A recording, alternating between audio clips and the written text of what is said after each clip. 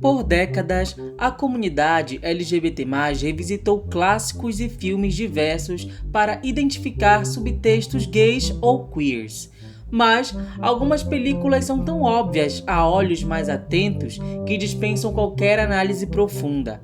É o caso de Rope, o Festim Diabólico, de 1948, o primeiro filme colorido do mestre do suspense Alfred Hitchcock.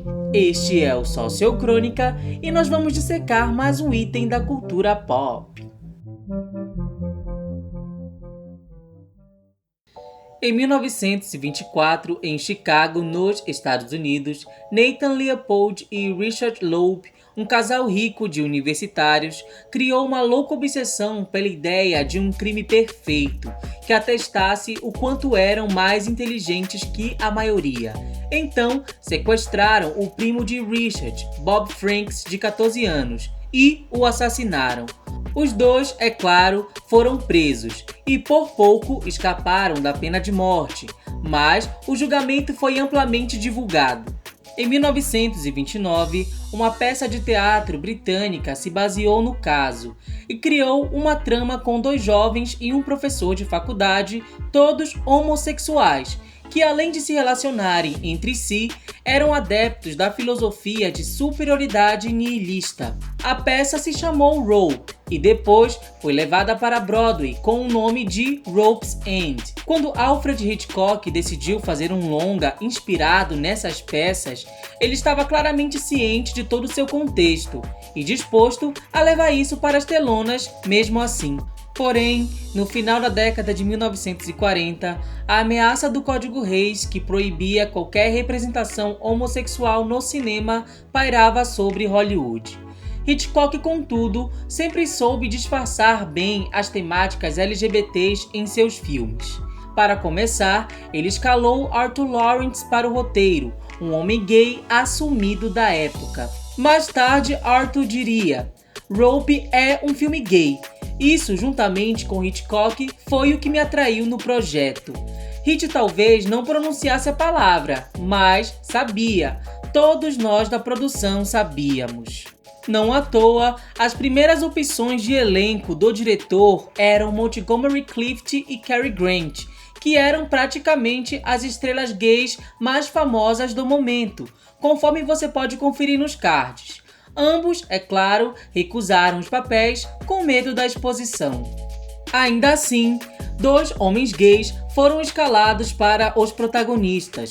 John Doe, que interpreta Brandon, foi duramente boicotado pelos estúdios por ser afeminado, e no momento de sua morte, em 1970, vivia com o também ator Clement Brace. Já Farley Granger, o Philip, teve um caso de 4 anos com o roteirista Arthur. Era bissexual assumido e teve um relacionamento vitalício a partir de 1963 com o produtor de novelas de TV Robert Calhoun. Hitchcock sabia disso e os convidou porque conscientemente queria usar das experiências pessoais deles para passar mais autenticidade em sua obra. A própria cena inicial do estrangulamento é bem simbólica. Além de remeter a uma conhecida prática perigosa que visa ao prazer, o close dado na vítima com os olhos entreabertos, a boca retorcida e a cabeça inclinada se confundem com um momento de êxtase. A situação toda já é suspeita, pois os três se encontram trancados às escuras, com as cortinas fechadas em plena tarde. Num toque irônico, Hitchcock faz Brandon acender a luz e fumar um cigarro, o padrão clássico de Hollywood para dizer quando um casal acaba de fazer amor. Mais tarde, se sabe que foi David quem decidiu encontrar o casal horas antes do jantar. Seria então a cena uma espécie de homenagem à Trois no sigilo? Brandon, how did you feel? When? During it? I don't know, really. I don't remember feeling very much of anything. Until his body went limp. And I knew it was over. And then? Then I felt tremendously exhilarated. How did you feel? Tirando o fato de Hitchcock transformar o assassinato num ato íntimo, é bem evidente em várias cenas como Brandon e Philip são um casal. A forma como interagem, como se olham intensamente e seus diálogos repletos de duplo sentido confirmam isso. You frightened me. You always have. From that very first day in prep school. Part of your charm, I suppose. É curioso perceber também como a maioria de seus conhecidos sabe que eles são um casal. Pela boca de Brandon, fica claro que eles e suas famílias se dão bem. Não há segredos nem para a Sra. Wilson, que ajuda no jantar, e para seus amigos Janet e Kenneth. Vale ressaltar que Janet já havia namorado com Brandon e Kenneth antes de ficar noiva de David, que morreu. Ou seja, os 5 já possuíam certa intimidade, e assim, como 3 deles ficaram com Janet, é possível que tenham se relacionado amorosamente entre si. Há vários detalhes interessantes também, como o telefone da casa se localizar no único quarto, deixando implícito ao espectador que Brandon e Philip dividem a mesma cama. Ao chegar no encontro, Janet o chama de Ducks, num apelido carinhoso, mas que se assemelha ao som de dolls, bonecas, apelido dado entre homens gays. Hello, Ducks. Angel.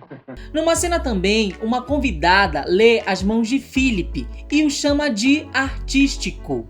Segundo o escritor William J. Mann, essa palavra era muito associada a homossexuais homens tidos com pendão para as artes. Para completar, até a peça que Philip toca ao piano, Perpetual Movement, é do compositor francês assumidamente gay Francis Poulenc. Curiosamente, Poulenc era complexado com sua sexualidade, chegando a considerá-la um pecado e uma impureza do ser.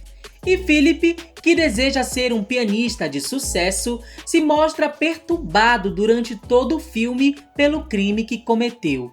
Aqui jaz a controvérsia de Hitchcock ao colocar o assassinato como metáfora para a homossexualidade.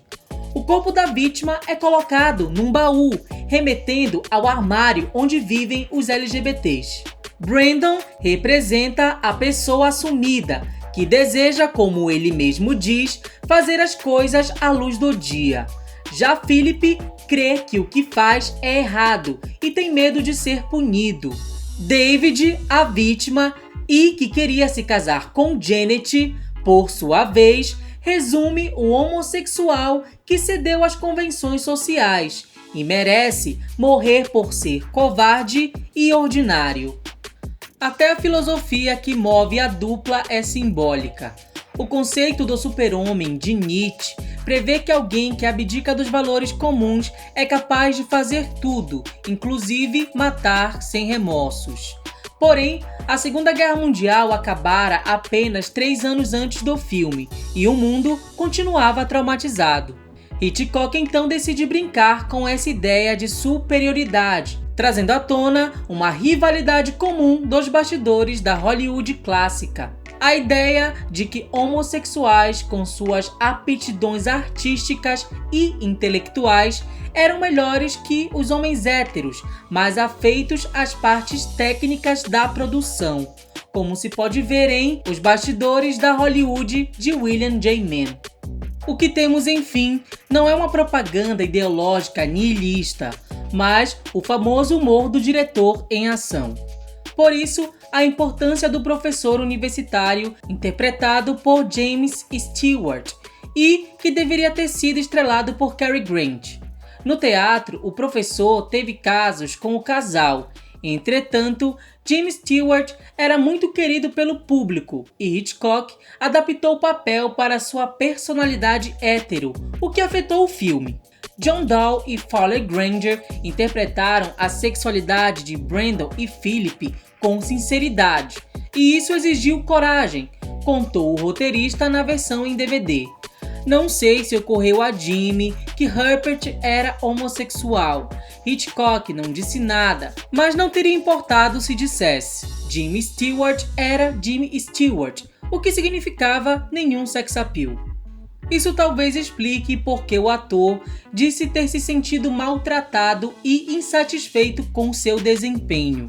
A própria cena final, quando ele insiste em voltar, mesmo depois do jantar ter sido encerrado, carrega uma forte tensão sexual. É como se ele se insinuasse aos dois, na medida em que nota algo estranho no ar. O fato de denunciar seus alunos então soa como uma traição à categoria, já que foi ele que empregou essa filosofia antes.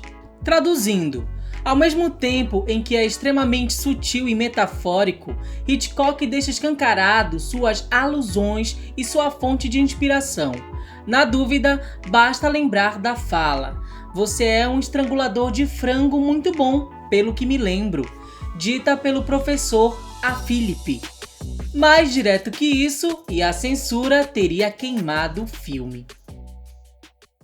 Não houve uma palavra de diálogo que dissesse que os dois homens eram amantes ou homossexuais, mas não havia uma cena entre eles que não estivesse claramente implícita, completou Arthur Lawrence. É claro que vários cinemas perceberam na época as entrelinhas e o proibiram de ser exibido. Hoje, muito se debate sobre essas referências no longa e o consideram como a primeira representação oficial de um casal gay nas telonas. Obviamente, comparar homossexualidade com assassinato não é mais uma metáfora saudável, mas saber que Alfred Hitchcock fez isso para incomodar o grande público e zombar de sua falta de percepção diante do óbvio é deveras divertido.